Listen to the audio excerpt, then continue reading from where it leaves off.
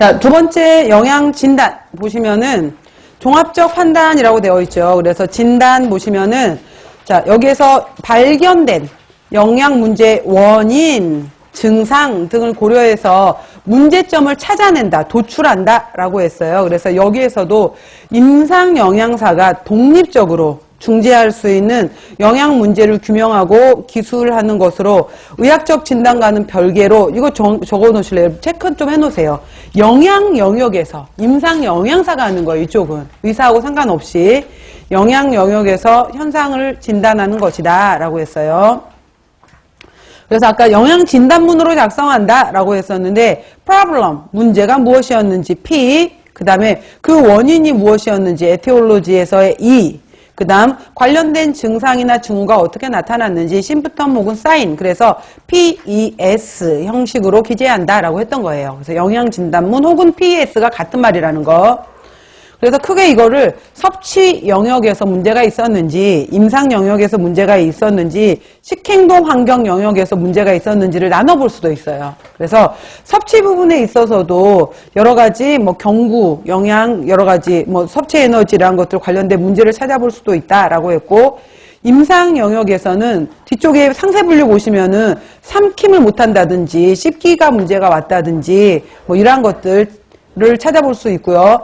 환경 영역에서는 이 사람이 음식에 대해서 절대 뭐 먹으면, 예를 들어서 실제로 그 최근에 이제 노인 인구가 많아지게 되는데 그 어르신들 같은 경우에 문제가 되는 것 중에 하나가 그 이상지질혈증 고혈압 때문에 단백질, 고기를 먹게 되면 지방 섭취가 너무 많아 라고 하게 되면서 고기를 단백질 원으로 생각하는 것보다 오히려 고기를 포화지방, 여기에 너무 꽂혀 계시는 거예요. 그래서 고기를 아예 안 먹어버리는 경우가 굉장히 많아요. 그러다 보니까 오히려 단백질 부족으로 인해서 이제 더 많은 면역력 저하가 더 문제가 되는 경우가 많거든요. 그러니까 그런 식으로 이해를 잘못하고 계시는 거예요. 그래서 무조건 채소만 좋다더라 라고 하는 건데, 여기에서 여러분들 왜 그거 있잖아요. 우리가 대사증후군 이야기할 때 의외로 그 시골에 계신, 시골에 주로 이제 우리가 평균 수명이 여자분들이 굉장히 높잖아요. 한 8살에서 10살 정도. 그래서 여자분들이 한 83세 정도를 우리가 평균 수명으로 보게 되는데, 그 혼자 사신 할머니들이 그렇게 이제 대사증후군 환자들이 많은 거죠. 그래서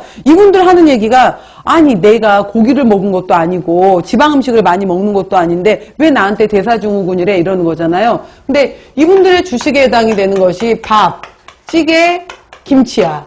그러다 보니까 탄수화물 과다 섭취로 인한 복부 비만이 나타나요. 그래서 이제 이미 허리 부분에서 복부 비만으로 나타나잖아. 그 다음에 폐경 이후에 에스트로겐 호르몬 이후로 복부 비만에서 하나 체크. 그 다음에 찌개 김치로 인해서 나트륨 과다 섭취로 인해서 혈압 부분에서 130에 85가 넘어가는 부분에 하나, 뭐 이런 식으로 해서 이분들이 체크 되는 거예요. 고기 종류를 많이 먹지 않았음에도 불구하고. 그래서 이게 이제 이분들이 잘못 알고 있는 것들이 굉장히 많기 때문에 많이 드시라는 것이 아니라 달걀 종류든 두부 종류든 그 다음에 뭐 생선 종류든 그 다음 고기 종류에 해당, 고기도 양념 이런 거 하지 말고 가능하면 날골로 구워서 드시라, 이런 식으로 해서 이제 그런 교육들이 굉장히 필요하거든요. 단백질 섭취에 대한 이러한 것들이 들어가게 되는데, 바로 이제 이러한 환경, 행동 이런 데서 잘못 알고 있는 것들도 굉장히 크다라는 내용들이 있다라는 거.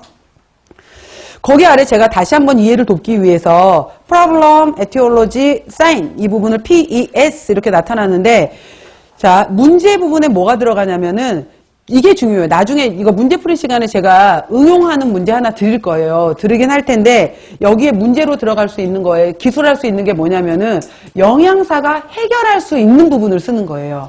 영양사가 해결할 수 있는 파트를 문제라고 기록을 하는 거고, 원인은 말 그대로 여기에 일으키는 원인에 대한 거고, 그래서 어떠한 이제 자료를 근거로 해서 어떠한 징후 증상이야 라고 수치와 정량화할 수 있는 것을 징후나 증상으로 나타낸다라는 건데, 그 바로 아래 예를 들어놨어요. 그러니까 당뇨 환자의 예 같은 경우에 영양 판정 후에 이 사람의 PES를 한번 작성해 보자 라고 했었을 때, 이 사람이 끝에 거부터 볼게요.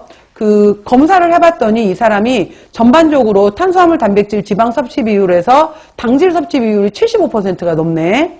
그 다음에 매 끼마다 밥에 해당이 되는 것이 1.5공기 이상이네. 이건 객관화하고 수치화할 수 있는 거잖아요. 그런 거에 해당이 되는 것들이 이제 사인이나 심부텀으로 들어가는 거고, 그 다음에 문제, 그래서 이 부분의 문제를, 여기 문제를, 이 사람을 당질 섭취 과다다. 그럼 나중에 이 당질 섭취 과다였기 때문에 이 사람은 중재 때 이렇게 하겠다라고 할 수 있는 원인이 문제로 삼아줄 수 있는 거예요. 근거가 될 수 있는 것을. 그러니까 영양사가 할 수 있는 것. 당질 섭취, 약간 뭉뚱그려서 써줄 수가 있는 거예요. 문제 부분은. 당질 섭취 과다다. 주 원인은